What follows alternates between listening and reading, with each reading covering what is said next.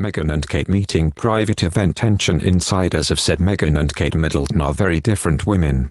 And they've certainly taken very different approaches to royal life since marrying into the family.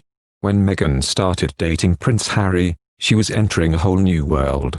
Very few people knew what she was taking on, so it's hardly surprising that fans expected the one person who really understood her future sister-in-law Kate Middleton to become a sort of mentor.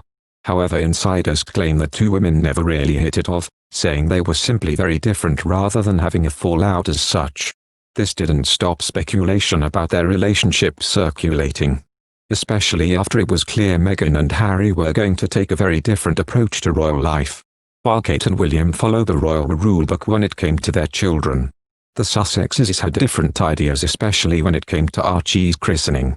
Rather than inviting photographers to stand outside the chapel, Meghan and Harry made the entire day private and instead released just a handful of their own pictures.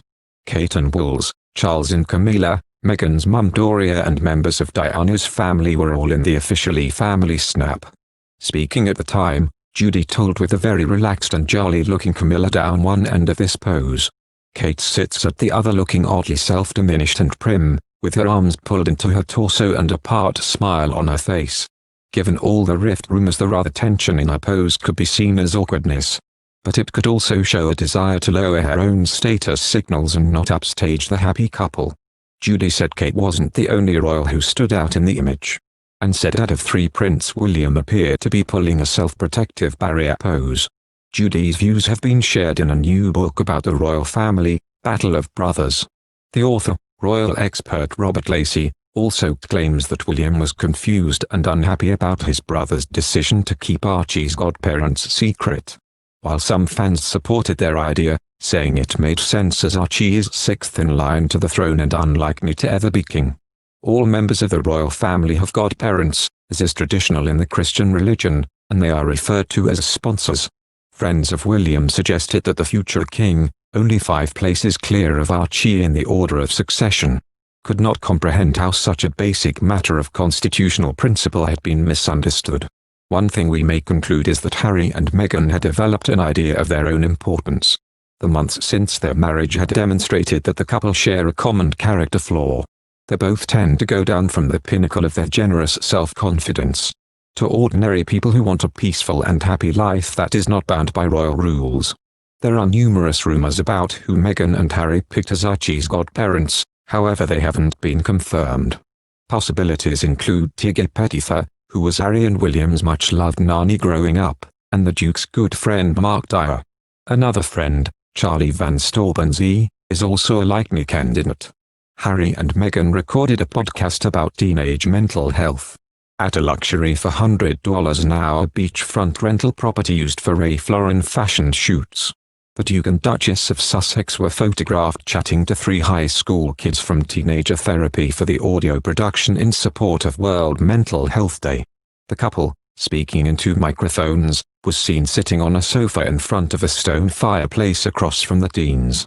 After the photo was posted on Teenager Therapy's Twitter page, there was widespread speculation it gave another glimpse inside the couple's sprawling $14 million Montecito mansion, but revealed the podcast episode was in fact recorded at a rental property overlooking Miramar Beach in Montecito, a short drive from Harry and Meghan's home.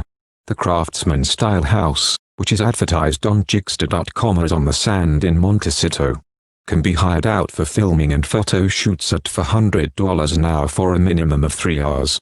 The 4-bed, 3-bath property has 2,500 square ft of space and a huge front lawn overlooking the beach and allows up to 15 cast and crew for productions.